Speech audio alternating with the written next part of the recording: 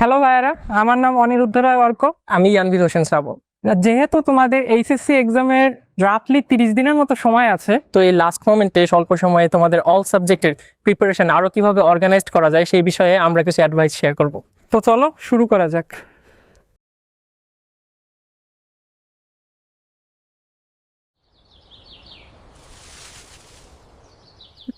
বাংলার জন্য যদি প্রিপারেশনের কথা বলি, এখন না পড়ে তুমি পরীক্ষার 7 দিন আগে থেকে শুরু করো, একেবারে বাংলা ফার্স্ট পার্ট এবং সেকেন্ড পার্ট। আমার মতে এটা খুবই ভালো একটা স্ট্র্যাটেজি হবে। তো বাংলা ফার্স্টের জন্য তুমি রিডিং থেকে ইনফরমেশনগুলো রিভাইজ দিবা, শব্দার্থগুলো ভালোভাবে পড়বা, কবি পরিচিতিগুলো পড়বা এবং পাঠ পরিচিতি খুবই ভালোভাবে পড়বা, সৃজনশীল ভালোভাবে যাতে লিখে আসতে পারো ওই লাইনগুলো ইনক্লুড করে। এবং সেকেন্ড পার্টে বলবো যে যে গ্রামাটিক্যালগুলো অ্যান্সার করে তুমি ম্যাক্সিমাম মার্কস তুলতে পারবা সেগুলো অ্যান্সার করো। এর জন্য বলবো যে বোর্ডে আসা প্রিভিয়াস প্রশ্নগুলো ভালোভাবে সলভ করে যাও, আর যদি টাইম থাকে আরও কিছু কলেজের প্রশ্ন দেখতে পারো। এবং রিটেন সেকশনের জন্য বলবো যে কোনটার জন্য কি পয়েন্টগুলো তোমার নজরে রাখা দরকার সেইগুলো একটু ভালোভাবে দেখো, এবং এইটা দেখলে আই গেস বাংলার প্রিপারেশন এনাফ। ইংলিশটা বলবো যে তোমার আছে 30 দিনের মতো সময়, প্যারালালি পড়ো। একদিন ইংলিশ ফার্স্টের একটা মডেল টেস্ট প্রশ্ন সলভ করো, একদিন ইংলিশ সেকেন্ডের একটা মডেল টেস্ট প্রশ্ন সলভ করো টেস্ট পেপার থেকে, এবং এই সলভ করার মাধ্যমে তুমি নিজের মধ্যে যে টেকনিকগুলো বিল্ড আপ করো। এবং এনসিটিভির বইগুলো পড়ো, যে স্টোরিগুলো তোমার সিলেবাসে আছে সেগুলো ভালোভাবে পড়ো, শব্দার্থগুলো যাতে তুমি ভালোভাবে বুঝতে পারো, তুমি কোশ্চেন অ্যান্সার ভালোভাবে লিখতে পারো পরীক্ষার হলে। আইসিটির প্রিপারেশনের জন্য বলবো যে প্রথম যে 2টা চ্যাপ্টার আছে ওগুলো একটু থিওরি বেসড। তো এনসিটিভির বইটা এখান থেকে পড়ো, তোমার এখানে হুবহু লাইন টু লাইন এমসিকিউ আসার সম্ভাবনা অনেক বেশি। এবং বাকি যে 4টা চ্যাপ্টার আছে ওগুলো হচ্ছে একটু ম্যাথমেটিক্যাল টাইপ। তো ওর জন্য আমি পার্সোনালি মাহবুব স্যারের বই ফলো করছিলাম, তোমরা ওইটা করতে পারো। ওখান থেকে ফার্স্টে থিওরিগুলো পড়ো, তারপরে প্রবলেমগুলো সলভ করো, সিকিউ সলভ করো, দেন তুমি বইয়ের এমসিকিউ সলভ করো। It will be enough preparation for ICT. Physics first and second both পেপারে তোমাদের এখন কাজ হবে যেগুলো চ্যাপ্টার পড়ছো ওগুলো চ্যাপ্টারের কনসেপ্টগুলো রিভাইজ করে টেস্ট পেপার থেকে প্র্যাকটিস শুরু করা।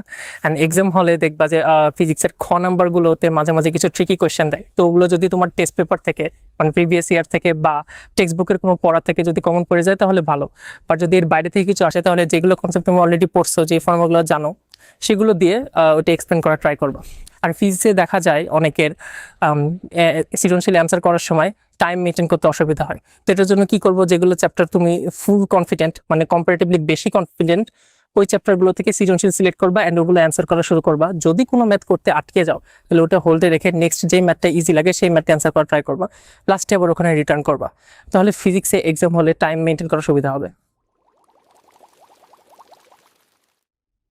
Chemistry first and second both পেপারই এখন বই আবার ফুল রিডিং পড়ার সুযোগ নেই, কারণ এখন বইগুলোর চ্যাপ্টারগুলো অনেক বড় বড় থাকে অ্যান্ড ইনফরমেশন অনেক বেশি থাকে। তো আগে যখন পড়ছো তখন ইনফরমেশন যদি মার্ক করা থাকে বা তোমার নিজের নোট খাতা থাকে সেই নোট খাতা রিভাইজ দিবা, বা মার্ক করা ইনফরমেশনগুলো রিভাইজ দিবা। যেগুলো বোল্ড টপিক আছে, হতে পারে পর্যায় সারণী, রিয়াকশন অ্যান্ড হচ্ছে যে সংকরায়ন, এটা বোল্ড টপিকগুলোর উপর ফোকাস বেশি দিবা, এগুলো থেকে রিপিটেডলি কোয়েশ্চেন আসে।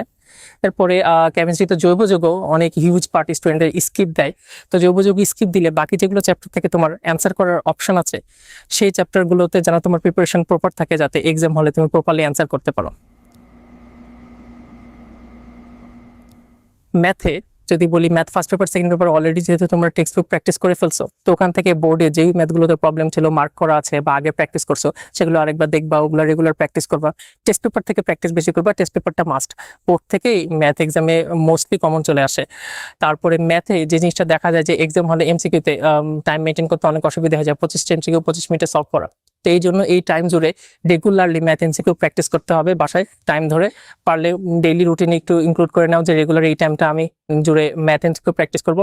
এখন যত বেশি প্র্যাকটিস করবো এক্সাম হলে তত ফাস্ট ম্যাথ এমসিকিউ সলভ করতে পারবো। Biology first and second both পেপারেরই যে টপিকগুলা থেকে মোস্টলি যেমন পার্থক্য, বইয়ের টেবিল, পার্থক্য, কোনো কিছুর গঠন বা ক্রিয়াকৌশল, কার্যক্রম, এই টাইপগুলো বোর্ডে ফ্রিকোয়েন্টলি আসে, ওই টপিকগুলো এখন বুক থেকে রিভিশন দিবা।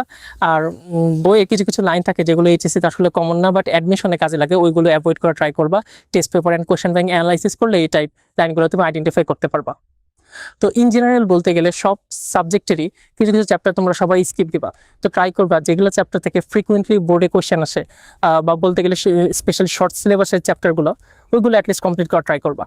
তাহলে তোমাদের বোর্ডে কমন পড়বে ইনশাল্লাহ বলা যায়। তো আশা করি এই ভিডিওটি তোমাদের সবার জন্য হেল্পফুল হয়েছে। তোমাদের সবার জন্য শুভকামনা। আল্লাহ হাফেজ।